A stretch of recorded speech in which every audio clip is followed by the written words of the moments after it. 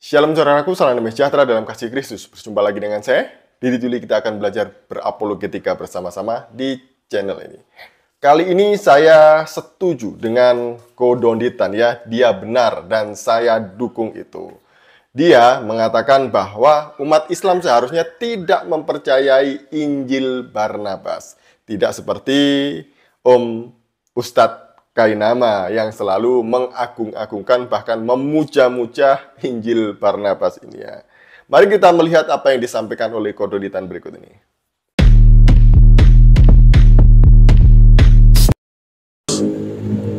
Kan banyak juga umat Islam yang menganggap bahwa ada di dalam Injil Barnabas gitu ya, disebutkan Ahmad gitu kan.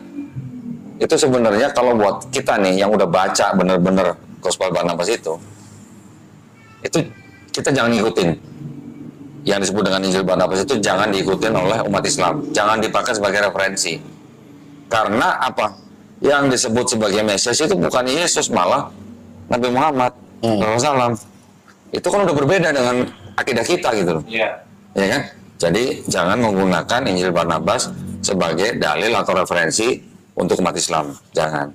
Dan dipercaya bahwa Injil Barnabas itu yang sekarang disimpan di museum di Turki itu ada yang bilang bahwa itu adalah tulisan daripada orang Muslim. Gitu ya. Jadi jangan Banyak umat Islam termasuk kalangan mualaf dan para polemikus yang mengatakan atau mengklaim bahwa Injil Barnabas ini adalah Injil yang asli. Ini orang kalau udah buta dan kemudian terlalu menggebu-gebu ya, mencari nubuatan, ya begini nih akibatnya. Tidak membaca sejarah mengenai Injil Barnabas. Padahal Injil Barnabas ini sudah seringkali saya bahas, bahkan juga dibahas oleh para apologet Kristen. Di mana Injil ini baru ditulis di abad ke-16. Injil ini ditulis menggunakan bahasa Italia dan Spanyol. Ya.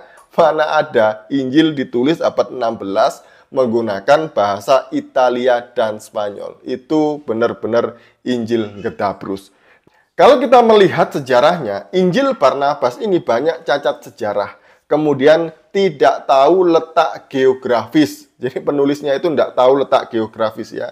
Kemudian yang pasti ini sangat bertentangan dengan Alkitab. Ada hal yang disetujui oleh kalangan umat Islam, termasuk Ustadz Kainama dan teman-temannya itu ya.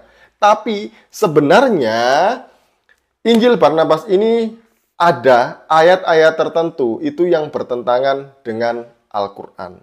Mari kita menyimaknya ya. Nah, yang pertama, kenapa saya tadi mengatakan bahwa Injil ini cacat sejarah? Di pasal yang ketiga, di ayat yang ke-1 dan 2, itu berkata demikian. Pada waktu itu Herodes menjadi penguasa di Yudea melalui keputusan Kaisar Augustus, maksudnya Kaisar Agustus. Dan Pilatus adalah gubernur pada masa imamat Hanas dan Kayafas. Kisah ini menceritakan mengenai kelahiran Yesus ya. Jadi menurut penulis ini Yesus lahir di masa gubernur Pilatus. Ini ngawur. Yesus lahir itu sekitar tahun 3 atau tahun 5 ya sebelum Masehi. Nah, di sini Pilatus itu baru menjadi gubernur pada tahun 26 sampai 36 Masehi. Jadi ini nggak cocok. Ini jelas-jelas cacat sejarah. Penulisnya buta sejarah. Tidak tahu siapa gubernur yang berkuasa pada waktu itu. Nah, kemudian mari kita lihat di ayat-ayat selanjutnya ya. Sudah saya kasih tanda kok kemarin ini. Nah, di pasal yang ke-20, di sini dituliskan demikian. Yesus pergi ke Laut Galilea dan menaiki kapal lalu berlayar ke kota Nazaret, kota kelahirannya. Nah, di sini dikatakan bahwa Yesus dari Galilea naik kapal menuju Nazaret. Penulis ini tidak tahu letak geografis ya. Nazaret itu adalah dataran tinggi. Tidak mungkin ada orang yang ke sana naik perahu. Itu nggak bisa. Nah, ini kayak gini, ini kok dikatakan sebagai Injil yang asli. Ini namanya Injil gedabrus, Injil ngawur. Nazaret itu letaknya ada di 1138 kaki di atas permukaan laut. Jadi tidak mungkin orang bisa ke sana naik perahu. Nggak ada lautnya. Kemudian di pasal yang ke-21. Di ayat yang pertama demikian, Yesus pergi ke Kapernaum dan saat mendekat ke kota tersebut, maka ia melihat seorang keluar dari makam yang dirasuki setan, hingga rantai tidak bisa menahannya dan menyebabkan banyak kerusakan kepada warga. Sebenarnya di dalam bahasa Inggrisnya di ayat yang pertama ini, itu dikatakan Jesus went up. Jesus went up. Nah, Kapernaum ini letaknya ada di daerah pesisir ya, lebih rendah dari Galilea. Bagaimana mungkin tempat yang lebih rendah itu dikatakan naik? Seharusnya Yesus turun, go down. Ya, ini benar-benar ngawur loh Injil ini.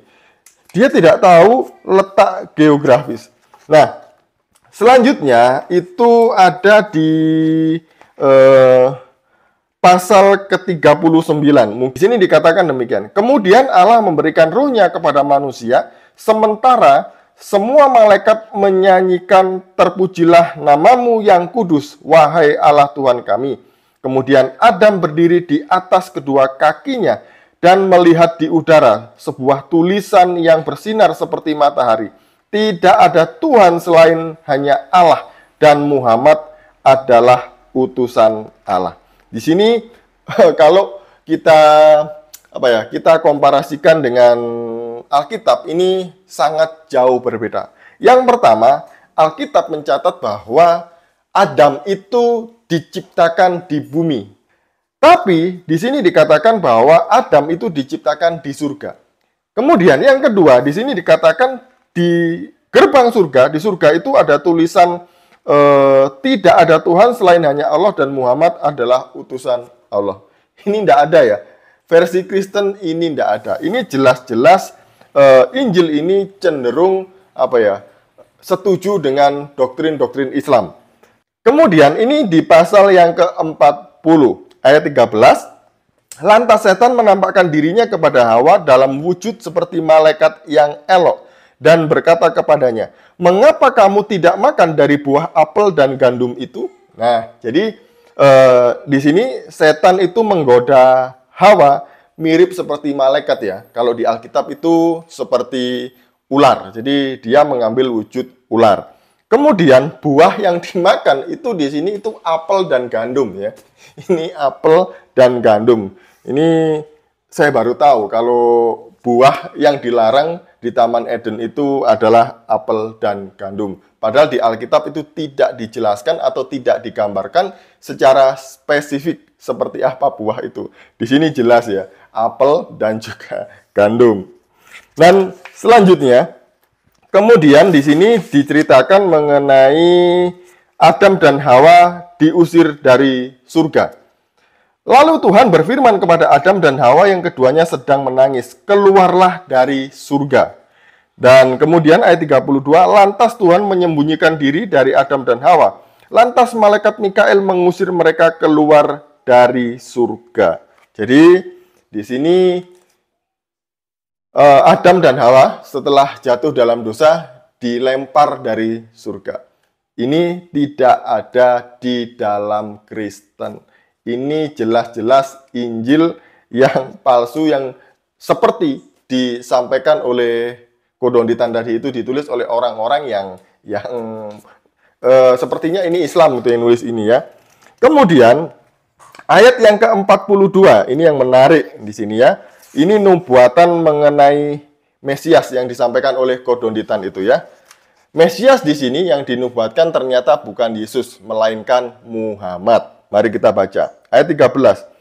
Yesus menjawab, sesungguhnya keajaiban-keajaiban yang Tuhan perlihatkan lewat tanganku menunjukkan bahwa aku berbicara apa yang Allah kehendaki. Dan aku tidak menganggap diriku sepadan dengan orang yang kalian bicarakan itu, sebab aku tidak layak melepaskan tali ikatan selop atau sepatu dari Rasul Allah yang kalian sebut Mesias itu, yang diciptakan sebelum aku dan akan datang setelah aku. Jadi Yesus mengatakan bahwa nanti akan ada Rasul Allah yang disebut Mesias. Bukan dia, bukan Yesus yang disebut Mesias. Tapi yang selanjutnya itu yang diciptakan sebelum dia akan datang setelah dia. Nah, ini sebenarnya mengacu kepada Muhammad. Nah, pertanyaannya adalah apakah Muhammad Mesias? Sama seperti yang disampaikan oleh Kodonditan tadi itu. Yang Mesias itu Yesus, bukan Nabi Muhammad. Seperti itu. Itu tadi bagian pertama yang berlawanan dengan doktrin Islam ya. Yang kedua itu ada di pasal 178 ayat yang ke-6. Sesungguhnya aku berkata kepadamu bahwasanya langit itu berjumlah 9, di mana di antara satu sama lain terdapat planet-planet yang jarak antara yang satu dengan yang lain sejauh 500 tahun perjalanan seorang laki-laki. Ini tidak pernah ada disebutkan di dalam Alkitab. Pertanyaannya adalah apakah Islam percaya langit itu ada 9 tingkatan? Setahu saya ada 7 tingkatan. Jadi kalau mereka tetap ngotot bahwa ini adalah Injil yang asli karena menubuatkan nabi mereka, sebenarnya mereka sendiri sedang menentang kitab sucinya ya. Karena kitab suci mereka juga mengatakan bahwa langit itu jumlahnya ada 7 tingkatan. Kemudian juga tidak pernah disebutkan di sana nabinya itu adalah seorang Mesias. Jadi untuk hal ini, hanya untuk bagian ini, Kodonditan benar, saya setuju dan saya dukung. Supaya orang Islam melek bahwa Injil Barnabas ini adalah Injil palsu. Sekian dari saya, Shalom, salam waras, Tuhan Yesus memberkati.